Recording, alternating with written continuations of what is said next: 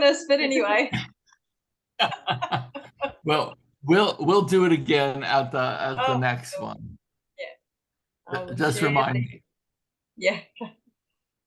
And the other thing, as V's sharing, no one's like an authority here. I've been through the Course in Miracles like probably 7 times, and there's still times I read a paragraph and I'm like, I have no idea what they're talking about.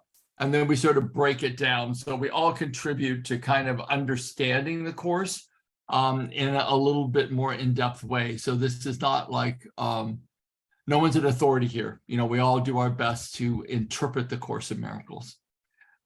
Is this a friend of yours, Rosemary, Liza or Lisa? Whoever might be showing up now might be a friend of mine. What I did, I belong to 2 groups of each like 300 people. So I just posted there. Okay, sweet. I said, I'm with my coach, and they belong to a it's like a close group like this, but yeah. Yeah, good. So Lisa, welcome. I hope I'm pronouncing your name correctly.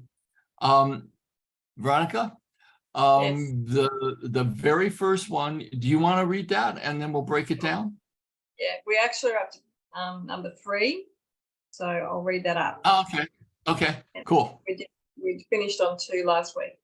The idea of orders of need, which follows from the original error that one can be separated from God, requires correction at its own level before the error of perceiving levels at all can be corrected. You cannot behave effectively while you function on different levels. However, while you do, correction must be introduced vertically from the bottom up. This is because you think you live in space where concepts such as up and down are meaningful. Ultimately, space is as meaningless as time. Both are merely beliefs.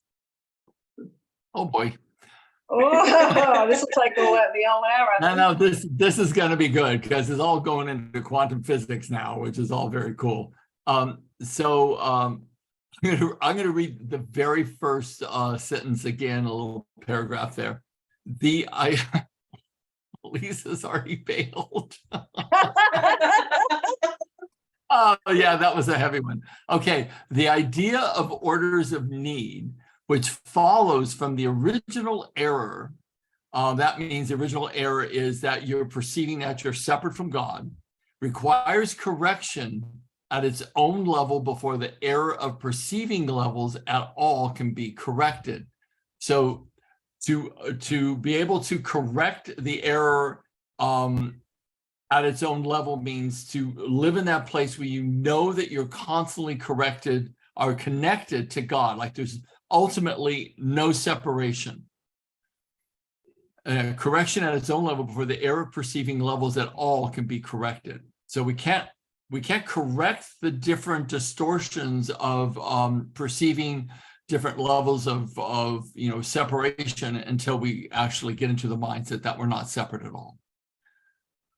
Does anyone else want to add anything? Does anyone see anything else in that line that I just read that you want to add or subtract from that? Well, it does feel like Abraham Maslow's hierarchy of needs. It's really useful to. I've got that in my mind now to help me understand levels of need. Yeah. Okay. So at some point we should probably have a slide with Abraham Maslow's hierarchy of human needs so we can kind of talk about that as well, because I don't have them commanded to memory. I have the logical levels of Gregory Bateson commanded to memory, but not Abraham Maslow's. Okay, so before you go on, yeah. So this is saying that hierarchy of needs is rubbish.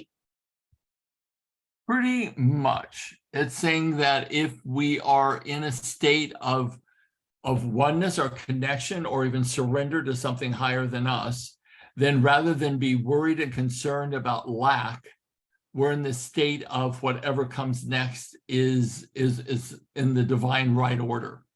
So there was I'm finding it useful because it talks there about the correction must be introduced vertically from the bottom up. So, you know, if you're worrying about where your next meal's coming from, it's pretty hard to be,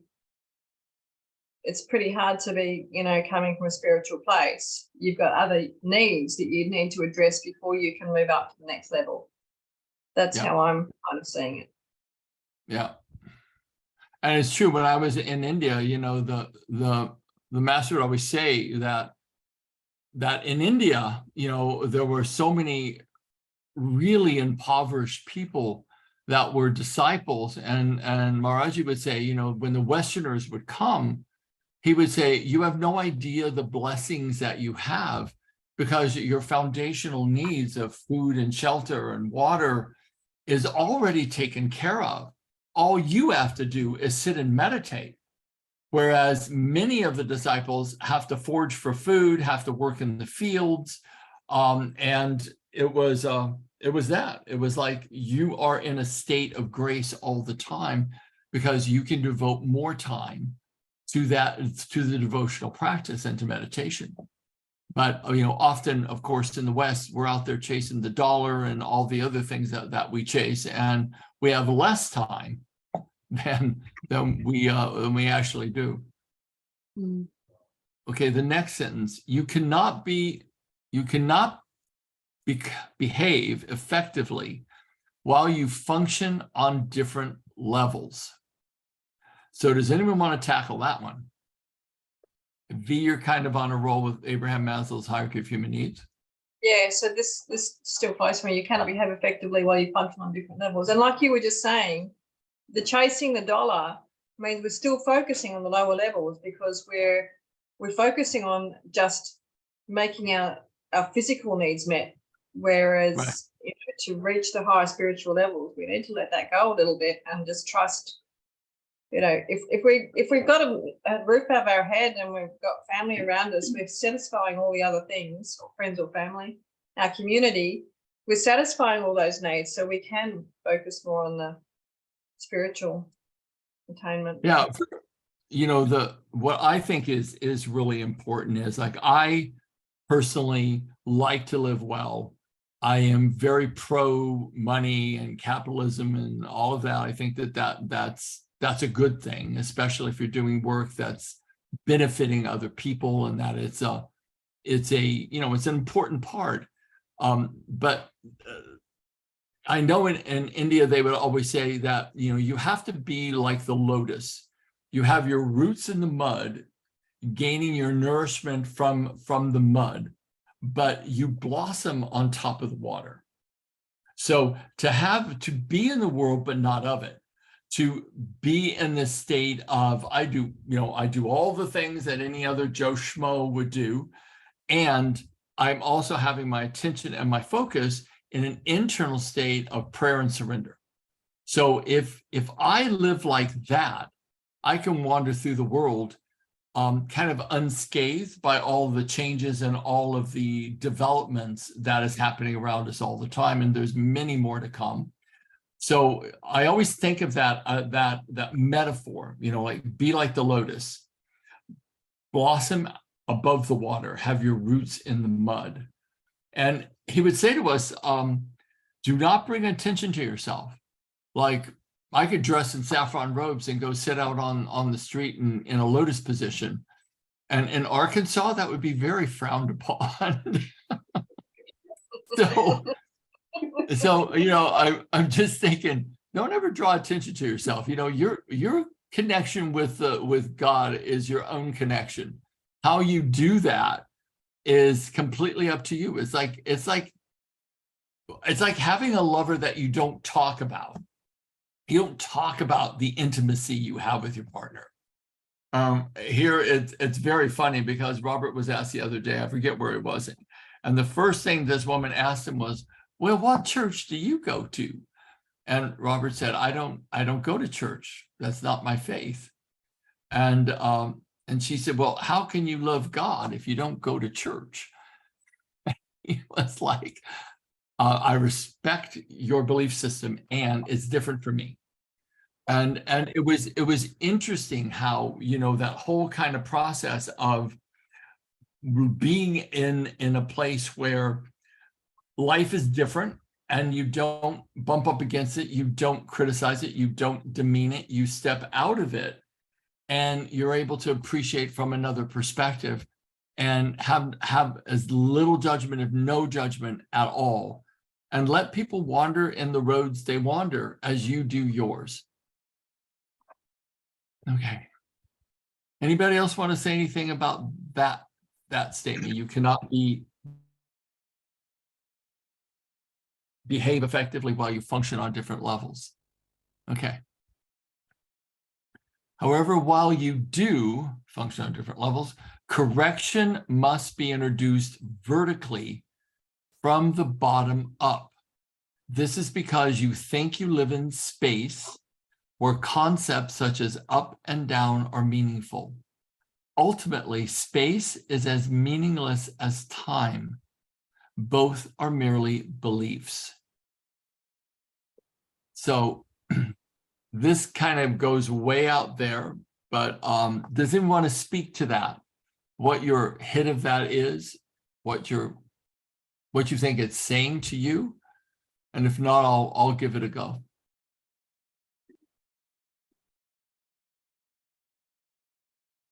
Okay, I'll give it a go. I'll read the sentence again. This is because you think you live in space where concepts such as up and down are meaningful. Ultimately, space is as meaningless as time. Both are merely beliefs. So I have to go way out there for a moment and try to weave it back. In the ultimate sense of a spiritual experience, there is no physical form, there is no body, like no physical body, ultimately at the end of the day. And time, when you're in that state of spiritual connectedness, there is no time, like time suspends, and it's like it's only the eternity of consciousness that's there. It's like there could be like 10 years, or it could be 1 minute. There is literally no time. I've only experienced it once. And when you understand that in that space, space is meaningless, time is meaningless. And that's the only way that I can wrap my head around what they're saying. Because we do believe in separation. We believe we're our bodies. We believe this is who we are. But in the ultimate sense of it, we're not this at all. This is a product of our thoughts and our emotions and our ancestry. But what animates the body, the vehicle of the body, is our unique spirituality, our unique light. There's a new book out by Michelle Obama called, what is it called? We Carry the Light. And it's the concept of it is really quite beautiful, is that each of us, are doing our best through how we treat one another, the concepts of having a sense of oneness with whatever we're calling the divine for ourselves, that in that identification, then there isn't a lot of judgment that we can wield on one another. It is simply this place of being in these momentary states of feeling one with the divine. And when you're there, there is no sense of time or space. It's just a sense of awareness and consciousness. And that's the best way that I can explain it. Does anybody else want to give that a go?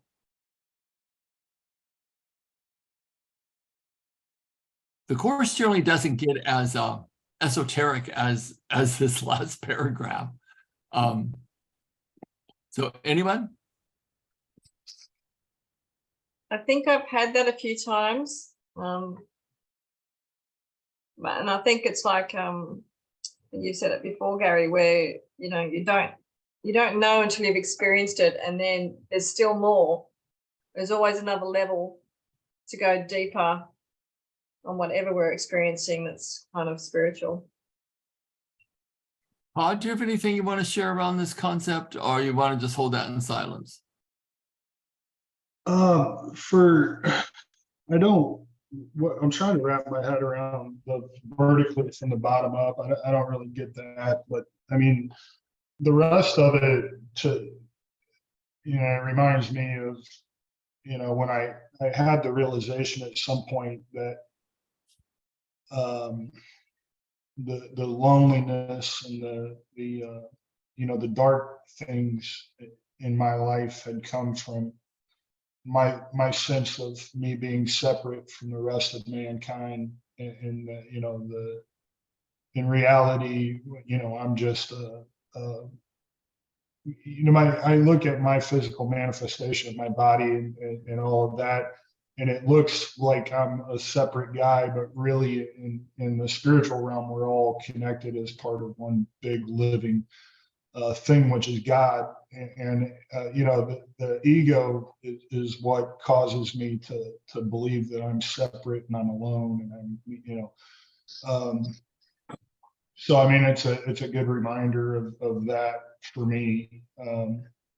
I don't get what I think it means, I think you just said it actually, and it says correction must be introduced vertically from the bottom up. And I think that is in my mind anyways. In the Course, at some point it says we walk into heaven hand in hand with our brothers and sisters. And I always used to think, when I first was reading the Course many years ago, I would think very wrongly. I was like, people are too screwed up. If I have to wait for everybody to catch on, hold each other hand and walk into heaven, I'm never going to get there. But that isn't what it meant at all. What it meant was we have to stop judging one another and separating ourselves and creating right, wrong, good, bad, black, white, to stop seeing the differences in humanity. And when we stop judging, then what begins to happen? We start having the ability to start having a sense of connection with other people as well.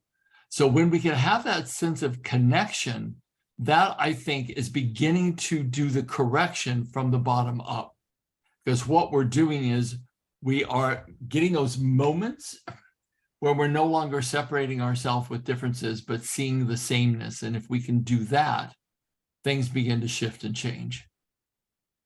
So maybe that's what it means, Todd, is to start at the fundamental place of the bottom up is more like, what do we have to do foundationally to be able to connect to ourselves? And it's generally through being able to be in that temple of relationships and stop seeing the differences. That's how I'm interpreting it. And I could be very wrong, but it could be. I mean, that would make sense, because essentially what you're talking about is the dissolving of the ego. I mean, the ego is what causes us to see ourselves as separate. So, and that's what this book is about, right? Unraveling the bag. You know what happened to that bag? It's a black bag. So if someone needs to mute, What kind of backpack? Rajma, could you mute, please? Thank you. Thank you. Okay, Yeah, so go ahead, Bud. No, I just really, I really appreciated the comment about Maslow's hierarchy of needs, because that's always been particularly profound for me, because I lived through that. I mean, I grew up poor, and I went through a period of my life where I really had to struggle to, how much gas am I going to put in my car, and what, money for food and these kinds of things. And it wasn't until those needs were kind of met to where I didn't have to really think about those things anymore, that I started to ask deeper questions about, my purpose and where I fit into the world and these kinds of things. But we can't really even ask those questions until our basic needs are met. I would agree. I would absolutely agree. So, and then at the very last sentence, it says, ultimately, space is as meaningless as time. Both are merely beliefs.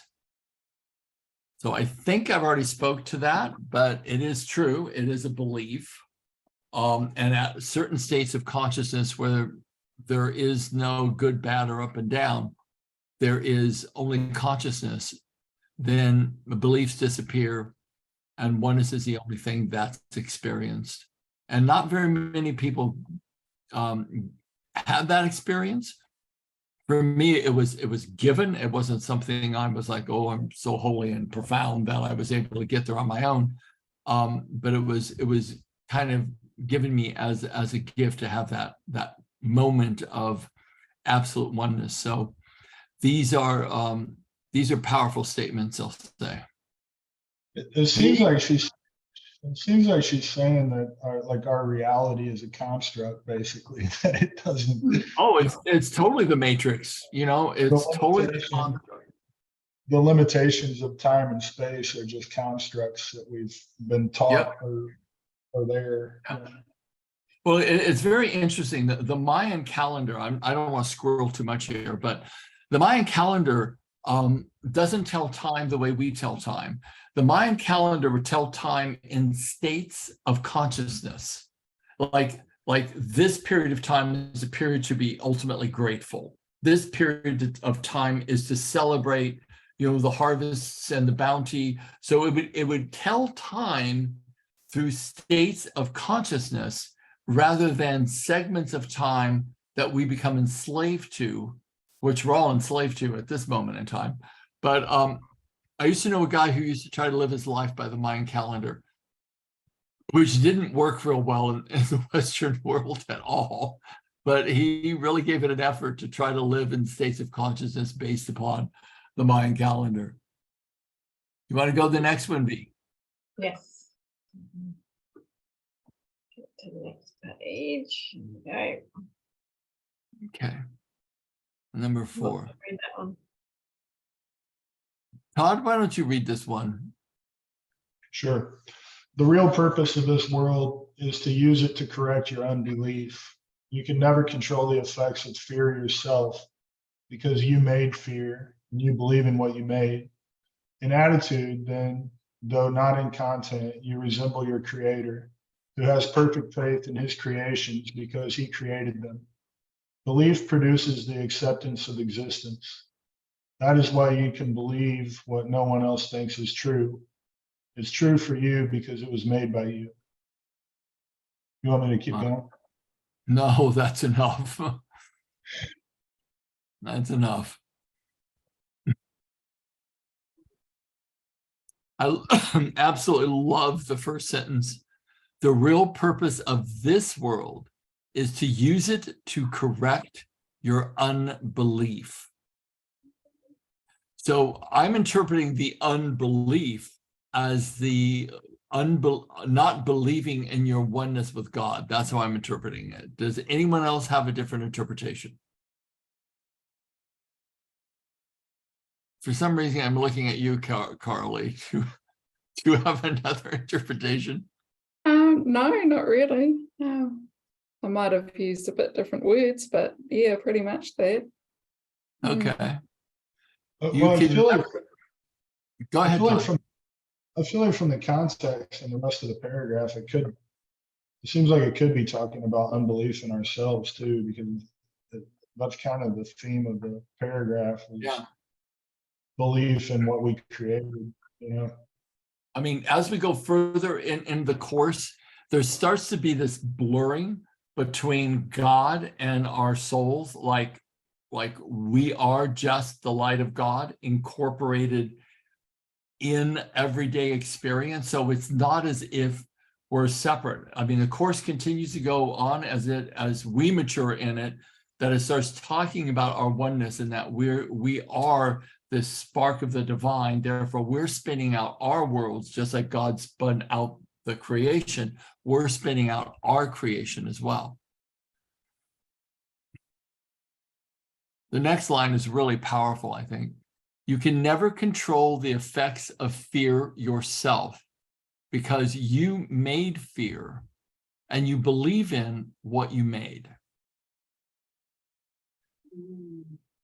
There is this, I keep talking about what comes in the future in the course. But there was this one line that I think was so profound. It's in lots of different literature, is that fear is fundamentally created by believing that you're separate from the divine. The next iteration of fear is that if I am judging and condemning another, which is also creating that separation between you and the creation, if I'm judging and condemning another, my fear grows, because what I will perceive is that as I judge and condemn another, I expect attack back. And so when I walk into a room, or I'm in a group of people, or I'm in a meeting, if I'm constantly judging and condemning another person, I am going to fear that others are doing the same to me. And so we only see kind of through the color of our own heart into the world. And if our heart is hardened or are darkened by a constant judgment and evaluation of other people and condemnation of other people, we will produce and grow this kind of virus of fear inside of us. If we have acceptance for people, it will be something that will be a gift back to ourselves. That's why all condemnation ends up being self-condemnation, because as we condemn and judge, we fear condemnation and we fear judgment back. So we live in the fear. Whatever our minds are thinking and focusing on, we create more of in our own daily experience. And that's what I think is so profound about the course, is just going, dudes, like you're creating this. You created all of this. And collectively, we created it. So, I mean, I always go back to that message or that statement from the Dalai Lama when he says, the war without will never cease until the war within ceases. Like, we have to correct this first. I mean, I've marched on Washington with a couple million people. I've done all that. When the gay community was marching on Washington to be heard and have a voice, I marched. Of course, the Census Bureau said there's only 300,000 people there. There were 2 million if there was one. But they wanted to minimize, of course, the gay community and say, oh, people really don't care about this. No, there's a lot of people that cared about it. And what I realized, it did no good. It did like zero good. What matters is what happens in here. That's what matters. I was listening to a Wayne Dyer thing again yesterday. There's so much of it on YouTube, and he was talking about I've heard him say it so many times, how when we are forming in our mother's womb, we are perfect and we're surrendered, and we're not panicking about, oh my God, is my nose forming properly, or where is it? It's just everything is happening perfectly. And then when we're born, everyone around us goes, thanks God, we'll take over from here. And that's where he calls it edging God out, the ego. And it's like, so we have surrendered, we come in perfect, and then there's all this stuff getting piled on top of us by edging God out. And when we come to the point where we realize that we need to let all that stuff go and surrender, that's when we're waking up to actually connecting again. Yeah, absolutely. Yeah, say something that happened this morning that that relate to what you just were saying, just to share it. There is a teacher at Hector's school that is failing at giving the grades. Like, he's very disorganized and he's missing some of the classes, but like they did the classes and he's giving them zeros. And so, Hector has a horrible grade on that class, and most of the kids have, like bad grade. So I thought it was Hector. And when I spoke to other parents, they were like, he's giving a bad grade to all of them. And he's missing, like, you need to be careful.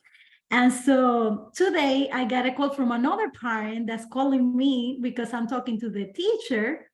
to see if he gives a chance to Hector, right? So I asked him, like, can he have extra work or something, just to make the story short. You know, the teacher was really nice to me, and he said, you know, I'm trying to organize everything, and I will check all the works that he did, and I will give him some papers to complete on the works that he missed or something, so that I can fix the grade. And so he was nice to me, but I've been upset because it seems like the problem is him, because of all these other kids also having problems and the disorganization, how do you say? Yeah. So his parent called me, even though the teacher was nice to me, and the parent is like, how do I talk to him, because you already spoke to him and he's giving you a chance. And I said, and I just went and told her, like, just be careful, because he's so disorganized. And I spoke really bad of him. And I said, well, he, you know, in the end, I was like, he said he will give me a chance, so that's nice. But when I closed the phone, I felt so dirty, like really bad. It didn't make me feel better. And I felt like, why did I do this? If he was nice to me and he said that he's trying to fix all the problems, like it wasn't a necessity for me to do that. So I could see when you were saying, like, anyway, like it just makes it worse. It makes it worse. I mean, yeah. one of the things that I think is real important, that when I teach classes and I get to transformational linguistics, I'll talk about how, you know, the subconscious mind, one of its prime directives is that it takes language literally and it takes it personally.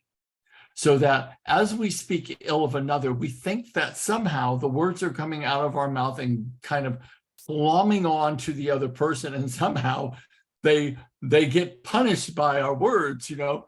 But what happens actually is that the words coming out of our mouth, our subconscious mind is taking it literally about ourselves. And so we never will leave a conversation where we speak ill of anyone and feel uplifted. We will always feel like we've just misaligned ourselves to our moral values and our code. Another aspect is our subconscious mind is a highly moral being. It knows when we betray our values, even if we don't know what our core top 5 values are. But when we're speaking of another, it's like speaking about a part or a cell of our own bodies. And we can't differentiate ourselves from another and ourselves. So it really behooves us to never speak ill of another person ever. And I went from feeling really good to feeling sad, down. It was like an immediate drop to a really lower energy. And I was like, why did I do this? Like, I need to control myself so that this doesn't happen. I know. I mean, always and forevermore, we have to manage our mouths, because, you know, in the Bible, it says, you know, first there was a word. In the Quran, it has another statement about the power of the word and how it creates.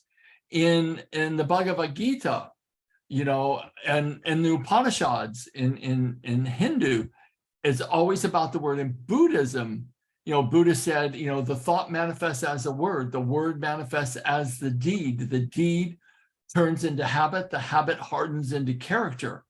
So our whole entire creation that we've created begins with a word. Our thinking, which is the first place it needs correction. I'm one with God. Everything around me is an aspect of the divine. Why would I condemn that particular expression of the divine in that form, whatever that form is? Why would I intentionally cause harm to anything? That's why I pick up insects and I put them outside, and, you know, I'll rescue birds. I'll do stuff like that because it becomes such an important part of living your life as if God was in everything. And if you do that, you feel uplifted, you feel peace, you feel a sense of tranquility inside of you. And I think that that is a vital thing for each one of us to practice, because we have to raise our vibratory resonance. We have to raise it. One of the things I was reading about today was Rupert Sheldrake did a whole study on the theory of emotional resonance. And it all goes into quantum physics and all that, which we're not even going to talk about. But ultimately, what he was saying is that each one of us, by our thoughts and our actions and our words, create this emotional resonance that emanates out of us. And from that emotional resonance, we actually begin to pull to us our tribe, people that resonate at the same frequency. So this is why when people are really traumatized and they become quite toxic from the trauma, they will attract more trauma to them. Other individuals who are suffering from something similar, and the trauma will simply validate itself and justify itself in a person's life until the person has so much evidence that the world is nothing but suffering, that they do more drugs, they drink more, they have more violence, they do all those other actions. And the opposite is true. When our resonance raises because we've made the choice to understand that we're creating out of our own word and thought and what we contemplate and how we treat one another, we'll create a resonance that draws people to us that are of the same, I don't want to call frequency, but pretty much the same frequency. And then we build up the evidence that this can be more heaven than hell. So it still comes down to that ultimate correction at the bottom of, do I choose to see life from a perspective of oneness, or do I choose to see it through the eyes of separation? And, you know, I come in and out of that. Sometimes I'm like, oh, gee, I'm so holy today. And other times I'm like, somebody needs to let the air out of my tire because I'm just so off. So we have to really kind of be gentle with ourselves. But I know that that is the way to have that level of happiness, to have that level of influence on other people. I did this podcast today. I was a guest on a big podcast show. And he goes, well, you know, tell me about your work and what you do. And this is around in leadership and organizations and stuff. And I said, well, bottom line, you know, the leaders of organizations, they never dive deep enough. Consultants go into organizations and they are terrified to go work with the leadership team at the very deepest level. So they base their stuff on culture or assessments or working with a managerial team because they're too fearful to work with a top executive leadership team. But that is exactly where the problem is. That's exactly where the toxicity is. You have to work there. And when the top level leadership becomes aligned to their truest self, like when they bring their soul into the boardroom and they begin to start leading from purpose, from a culture of care, from a sense of having ultimate peace inside themselves, it acts like a positive virus that spreads throughout the entire organization. I know this as an absolute fact.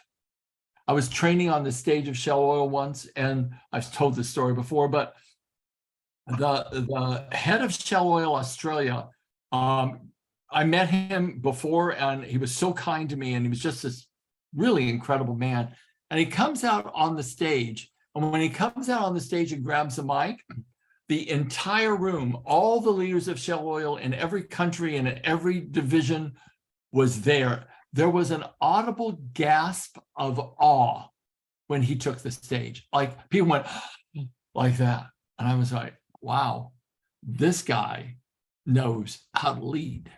He knows how to engender the trust and the admiration and the respect of the entire company. And that is a person who will have massive influence. So what we all have to look at, if we're going to be positive forces for good in the world, we really do have to start with the 6 or 7 inches between our ears. And our place of demonstration is in every single relationship that we encounter. How do we treat them? How do we show up for them?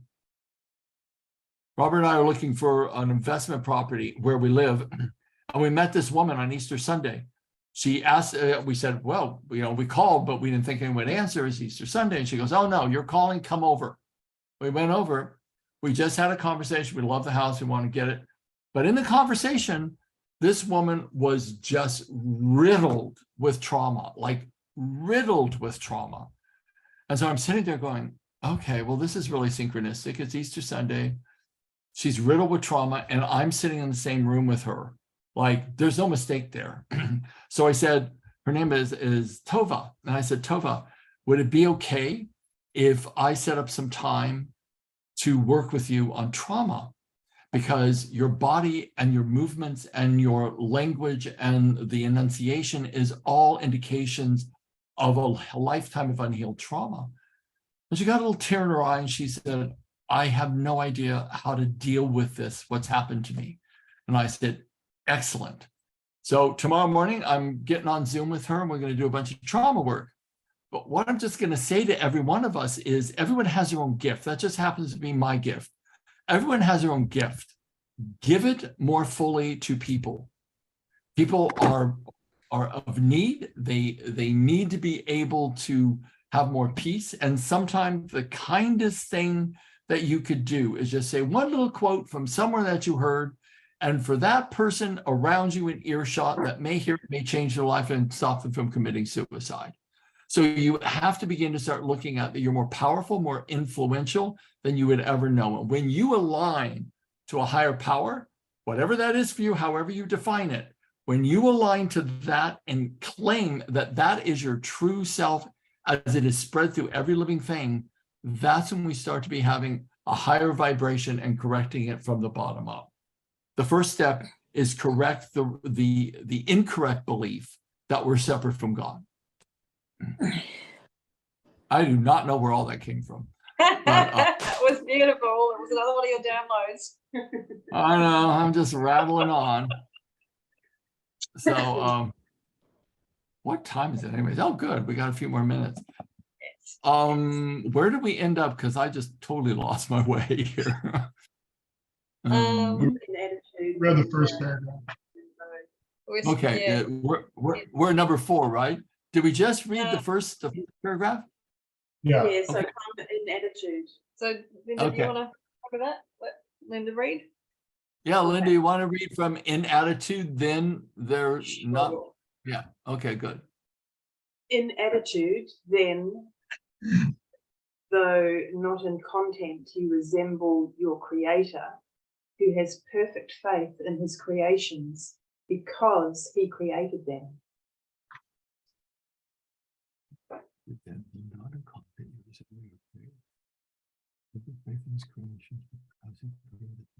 Read the next line, Linda. Belief produces the acceptance of existence. Go ahead and read the rest of it. That is why you can believe what no one else thinks is true. It is true for you because it was made by you. So this is that whole self-belief thing, isn't it? If you believing in what you did, how you feel. In attitude, then, though not in content, you resemble your creator. And that must be how I'm reading it is, if my attitude is that everything that exists in my life is an extension of my thoughts, my focus, my and my language. So if the word creates and I'm made in the image and likeness of this creative force, then my word must create. And I have my existence as I see it today as my creation. So in attitude, though not in content, you resemble your creator, which means we can create imperfect things or we can create perfect things. We can be either separate and in pain, or we can be in alignment and feeling a sense of oneness. That's how I'm reading it. Does anyone have anything different? Yeah, when I'm reading that, though not in content, for me that means if when we have doubts about who we are and what we're creating, then what we're creating, as you said, is imperfect. So it's, but we are creating all the time. all the time. Rachma, you've got your hand up. You want to unmute Yeah, yourself? Hi Raj. everyone. Good Hi. good morning for me. Sorry I haven't got my camera on, but I wear hijab and I don't want to wear it all the time. So I'm loving this. I'm absolutely loving this. So thank you, Rosemary, for letting me know about this. The way I understand this is so my understanding of how we were created is that when we were in the womb, our Creator actually breathed into us all of His attributes. So when it says in attitude, then through not in content. So how much of those attributes, His lovingness, His forgiveness, the Creator, the forbearing, the magnificent, the merciful, all of these attributes, how many of those attributes are we actually living in our own lives? How many of them are we demonstrating in our own lives when we meet with people, in the way that we do work, the way that we are with our families, the way that we see the world? Are we seeing it with those beautiful attributes of His? Is how I actually understand that. So and then when we think about the belief is usually based upon, my understanding of what I'm reading is, belief is usually based upon what you first need to see or hear in order to be true. But the difference in the attitude through the content is that there is a knowing that exists within you, and it is through this knowing that we are able to live our lives in His resemblance. I hope that makes sense. No, it Thank was you. beautiful. It was beautiful. Thank you for sharing it, because the bottom line is, our beliefs are what we believe because we created them, and whatever belief, every belief is honorable here. The bottom line is that we're all going to see this a little bit differently and have a different experience, because all of our pasts and all of our experiences are different from one another. So however you interpret it or choose to see it, still it will come back to this one thing, that is, when you see yourself as one with God, and then you see the creation around you as reflections of that, then what it turns into is, really, in India, they say, seek for the beloved and see the beloved in all things, and experience the beloved as if the beloved is constantly in your heart, in everyone else's heart, in every blade of grass, and every creature on the planet. The beloved is there. So in Native American culture, which is really a beautiful, sacred way of looking at life, because I did a lot of work with an Arikara Hadeshka medicine woman for years. And when we would do vision quests, she would say we would do prayer ties, when we would tie 7 different colors, each representing a different aspect, a different state of consciousness in creation, with an offering of tobacco in each one, and would tie them 4 inches apart, and would tie 460 prayer ties before we were prepared enough to go out on vision quest. Then we unwind the prayer ties, which creates your prayer circle. And if an animal steps inside your prayer circle, a Native American tradition, it goes into spirit, and it has a message for you. And in that message, it's generally answering the intent of the vision quest, where you go out into nature and you spend 3 to 4 days without food, without water, and you pray non-stop, 24/7, well, 24/4, out on a mountainside, and you wait for your prayers to be answered. And it's very, very powerful ceremony. It's one of the most sacred ceremonies of the Native Americans. And it is if I would say if you ever truly want to face yourself, and it's in your destiny to experience that, find a great Native American teacher, do a series of sweat lodges, and go do a vision quest, because it'll collapse time for you and bring that experience of God 100% into focus for you. So you have a visceral connection with this supreme power through nature, and it's powerful to do. So I want to thank you, Rajma, for that sharing. I think it was really, really beautiful. So I appreciate you. Thank you. Do we have to talk about anything else around that paragraph, or do we go on? One thing, Go ahead. one thing I found interesting that I don't think anyone brought up is it says you can never control the effects of fear yourself, which kind of implies that some outside force, and I'm not sure if that's other people or God or what that is, but Where's that? Oh, I see. It's the second line. You can never control the effects of fear yourself, because you made fear and you believe in what you made. Is that the line you're talking about, Tom? Yeah. So I'm curious who it's implying that someone has to help us with that, right? I mean, that's how I see that we can't do it by ourselves.